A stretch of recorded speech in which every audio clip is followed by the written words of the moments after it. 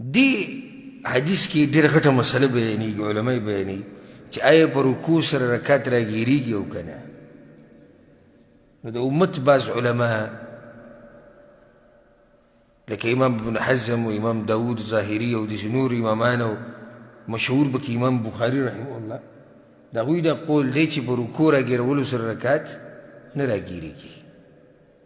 یو سړی د امام سره شریک شو په رکوع کې، نو دی به بیا هم دا رکات کوي. ولې؟ ځکه چې هغوی وایي د ده نه 2 ارکان پاتې شو. یو رکن په منځه کې د ودرېدو ته پاتې شو، او دویم رکن سوره فاتحه ته پاتې شوه. نو چې دا 2 ارکان ته پاتې شو، د ده حرکات نه کېږي، دی به لازم بیا دا حرکات کوي. بل طرف ته جمهور العلما، یعنی اکثر د امت علما مشران، د هغوی دا فتوا ده چې په رکوع سره رکات راګیرېږي. او زما خپل ذهني زړه په دې مطمئن دی چې په رکوع سره رکات راګیرېږي د دلایلو د لاسه. د ټول نه اولنی دلیل هغه دا دی. څنګه دا دلیل دی؟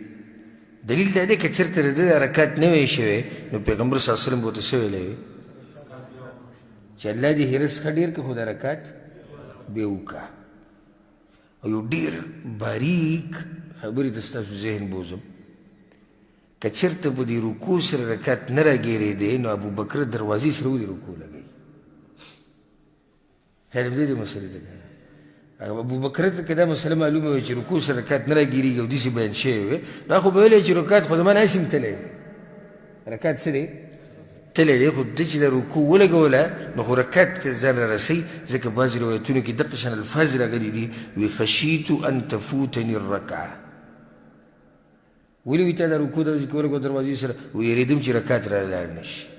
دا ښه واضح دلیل دی چې په رکوع راګیرولو سره رکات راګیرېږي. زید بن ثابت رضی الله عنه، عبدالله بن مسعود، علي بن ابي طالب رضی الله عنهم اجمعین او نور صحابه کرام، د هغوی نه ثابت دي چې هغوی داسې کړي دي او فتوا به یې ورکوله چې په رکوع راګیرولو سره رکات راګیرېږي. امام ابو داود رحمه الله په خپل سننو کې یو روایت راوړی دی، ډېر واضحه دی. پیغمبر صلی الله علیه وسلم وایي اذا جئتم الى الصلاه، کله چې تاسو منزل راشي، ونحن سجود، او موږ په څه کې یو؟ په سجده کې یو، فسجدو، تاسو هم سجده لګوئ. د مسلې نه مسله پیدا شو. دلته بله مسله مې ذهن ته راغله، هغه دا بعض راشي چې امام په سجده یا په تحیاتو راشي، دی انتظار کوي د امام ودرېدو ته او نه شریک کېږي. دا غلطه طریقه ده. امام چې په څه حال دی، ته ورسره په هغې کې شریک شه. دې کې پیغمبر صلی الله علیه وسلم څه ووایي؟ وایي چې تاسو راشئ او موږ په سجده کې یو، نو تاسو څه کوئ؟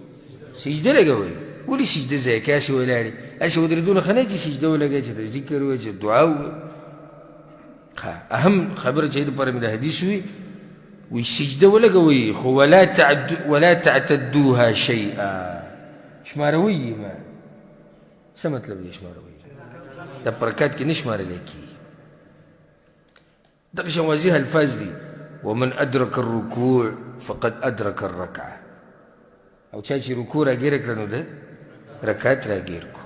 یو حدیث کې داسې راځي، سلسله صحیحه کې دا حدیث دي، پیغمبر صلی الله علیه وسلم وایي ولا تعتدوا بالسجود اذا لم يكن معه الركوع.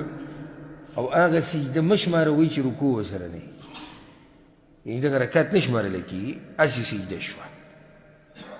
والله اعلم. که څوک د نورو علماو په دلایلو مطمئن وي، موږ په چا سې زور زبردستي نه کوو. زموږ خپل ځاني زړه د جمهور العلما په قول باندې مطمئن دی چې په رکوع راګیرولو سره رکات راګیرېږي. که یو سړی دا ووایي چې دلته خو دې سورې فاتحه ونه وي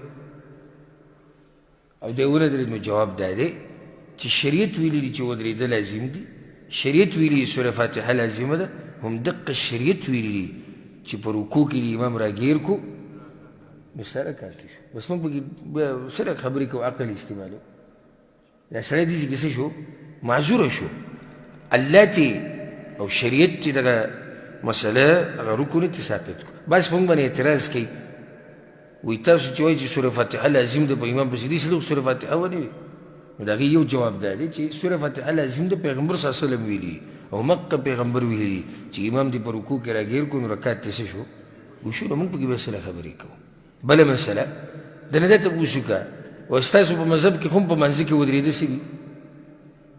لازم دي، رکن دی. نو دا سړی خو ودرېدلی نه برکات کې، ده سره به څه کوئ؟ وینه چې دا خو معذوره دی دا څه دی نو چې دا ته معذوره ګڼي یو موږ هم دغه معذوره ګڼو دا سوره فاتحه یې چې ونوي او دواړه یو شان حالت دي رکن دلته هم پاتې شو او رکن دلته هم پاتې شو خو د پاتې کېدو اجازه چا ورکړې ده پیغمبر صلی الله علیه وسلم ورکړې ده نو ما ورته پکې بس څه خبرې کوو پوه شوې په دې مسله نو حاصل دا شو چې د رکوع د راګیرولو سره رکعت راګیریږي والعلم عند الله